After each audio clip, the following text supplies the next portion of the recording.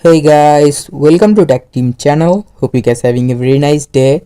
In this video, I'm gonna show you how can you enable internet speed indicator.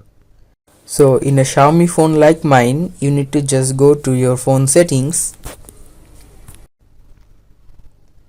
Now just scroll here and click on notifications and control center.